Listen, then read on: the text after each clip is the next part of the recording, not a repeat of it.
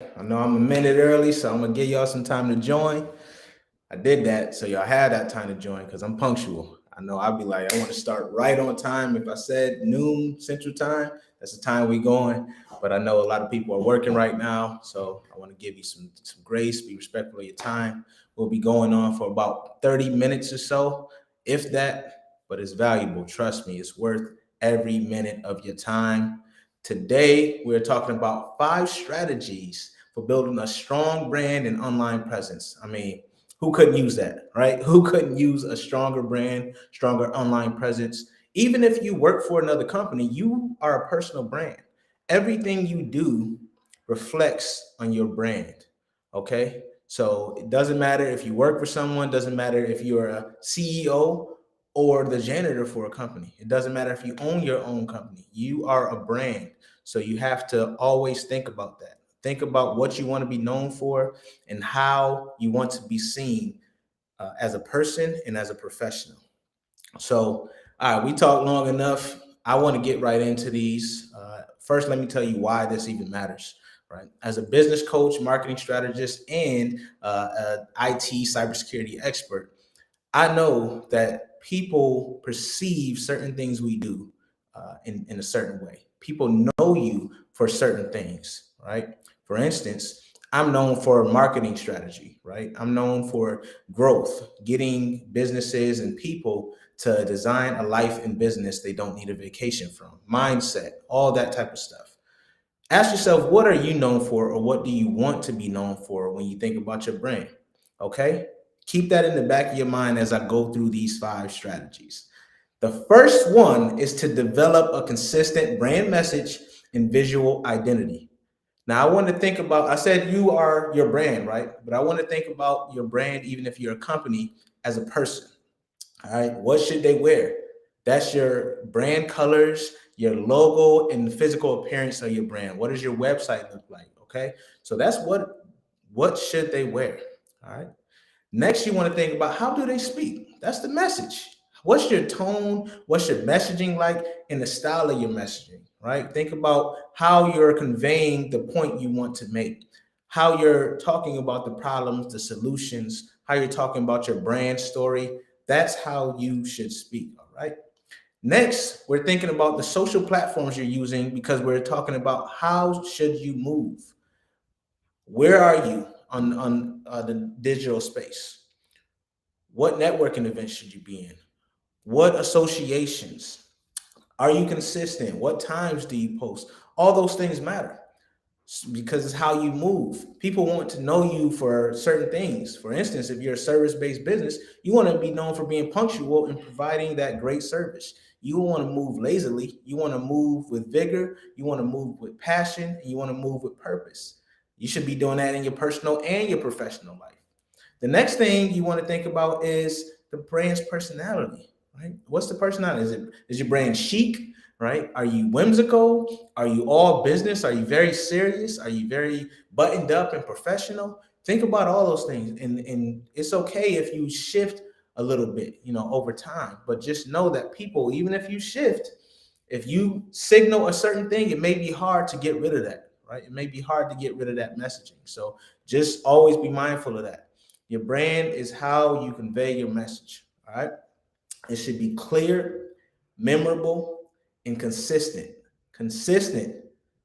Like I said, you can change it, but you have to be very mindful about what you're presenting and what you're conveying to the audience, to your target audience. And another point is you should be easy to find online. I know we hear all the time people being successful without websites and all this other stuff. Yeah, but I guarantee you they're still missing money.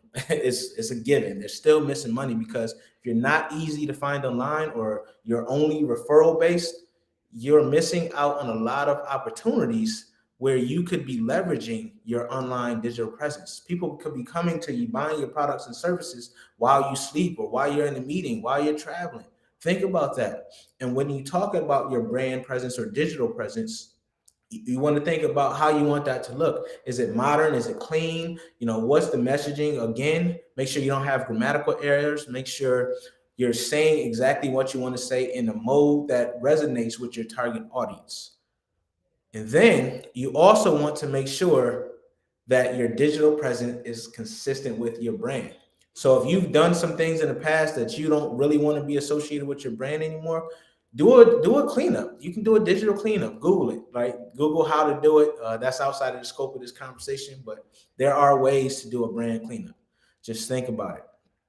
81% of your customers research online before they buy. Keep that in mind. So that's why I'm saying you're missing money if you don't have a strong digital presence. If people gotta find you and you're the best kept secret as a business owner, you're already losing. That's the worst thing you can be called, the best kept secret. All right. So leverage your network, put yourself out there digitally, and start getting this money. All right. That's what it's really all about. Number two, focus on creating quality content that aligns with your brand identity. I hear people saying all the time, the gurus, they're always talking about, oh, you need to be posting daily, twice a day, 3 times a day, 16 times a day. That's bull, right? It's really about the quality of your content. And it's not about the vanity numbers. Don't think just because someone has 12,000 followers that they're making money off of that, or that they're getting the notoriety or the notice that they want. Chances are they probably bought some of those followers unless you actually know them, right? So don't worry about vanity metrics like followers and comments and all that stuff. Worry about the impact that you're making with your content. The impact is what matters. I can have 1,000 followers, but if they're 1,000 engaged followers, I'm winning, right? Because what they're going to do is evangelize my brand. They're going to tell other people about me, and it may not uh, turn into what we call followers and all that other stuff on social media. It may not turn into that, but if it turns into customers, you're all good, right? If it turns into customers, it doesn't matter that I have 1,000 followers instead of 21,000 followers. So think about what matters to you and what your goal is. And as a brand, I want you to think about this. We're not on social media. We're on business media. All right. It's called business media now. So look at it, even if you hate social media, look at it as a way to grow your brand, to get your message out there, to connect with your target audience, your target market. It is a tool that we have in our toolbox to grow our business and generate more revenue with less effort. Just remember that. All right. Number three is to establish yourself as an industry leader. There's a few ways to do this, all right? And I'm gonna cover a couple. First one that has somehow we're not seeing it as much. I was looking on Eventbrite the other day, just searching for networking events around Houston, and man, it's tough to find legit networking events that are worth your time. And I even have a meetup group, and I have run some meetups, and oftentimes the same people show up, but that's okay, right? It's really about consistency and the quality of your network once again. So if 4 people show and they're quality folks, or you go to a networking event and there's only 6 people there, talk to them, right? That means that you can be more personal. That means that you can spend that one-on-one time more without interruption or without trying to connect with another person. So leverage every opportunity you have. You never know who knows who, or you never know who is who. Just remember that. Treat everyone the same. Whether you're talking to the CEO or the janitor, treat them with the same respect, and always present yourself on a level that you want to be known for. That is your brand. I don't care who you're talking to, because word will spread around if you turn around and you're an asshole to some people, and then you're another person to other people. The word gets around. The world is big, but it's small at the same time. Don't forget that. All right. The other thing you want to do is you want to look at industry associations. And it also, Chamber of Commerce and Rotary clubs are good places, especially if you're just starting your business. Those are great places to make the connections that are proper. All right, so look at those types of things, and then Google the industry, like X industries associations on Google, and then you should find some relevant associations to your whatever your industry is. For instance, mine, I'm like marketing, so marketing associations near me, and then some of the things pop up. Right, so just look at how you can leverage Google and how you can get that out there.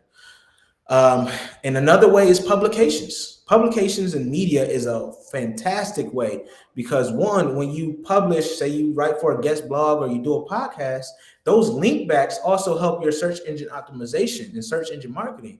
Because when you get linked back and it's a reputable source, that looks then Google and Bing and all those other search engines, they look at that and say, okay, this person is active, one. And then two, they're saying this person is putting out valuable content and he's not that he or she is just not just spamming. So look at ways you can write, look at ways you can get on podcasts. I just posted a post the other day on how you get on podcasts. And I also write for Founder, Fast Company, Entrepreneur, and I'm going to start writing for other publications. Why? Because it gets my notoriety out there, it gets my thought leadership star shining a little brighter, a little faster. So look at some publications you could write for. You don't have to start with the biggest ones. You can start with your local, magazines. You can start with your local publications and go from there. Because as you're building those up, when you go to pitch an editor, when you go to pitch a podcast, you can say, my thought leadership has been published in here, or I've been on such and such podcast. And when you go for speaking engagements, it's also a great way. So when you go for a speaking engagement, you say, hey, here's an example of how I speak. Here's an example of my thought leadership, my knowledge on said subject. So just look at it. Don't worry about the size of the media right now. Worry about the impact that it causes for you as you do this snowball effect type of thing. Don't worry about moving too quickly. All right, this is a long game, marathon, not a sprint, as they say for everything. So don't look to move too quickly. Move purposefully, and make sure you're putting everything you do should be in alignment with specific goals that you set. Don't just be out there just throwing yourself out there everywhere, trying to be everywhere. Choose a few networking events a week. Choose one or two platforms for social media or business media, as we call it, and master those. Really, really go in full force. And when you connect with people, when we talk about networking, make sure you follow up or make sure you're setting the meeting right away, right there. It doesn't have to be for business with that person. Just set it up, find out how you can help them, and come with a servant leader attitude. Number 4, leverage social media / business media to boost awareness and engagement with your brand. Again, like I said, it's quality over quantity. Yes, the platforms want to see consistency, but if I know that I post 3 times a day consistently on the platform that my target audience is on, I'm going to start generating some traction. If I'm posting, each time at the same time, and I'm consistent with it, my messaging, my branding, everything is on point.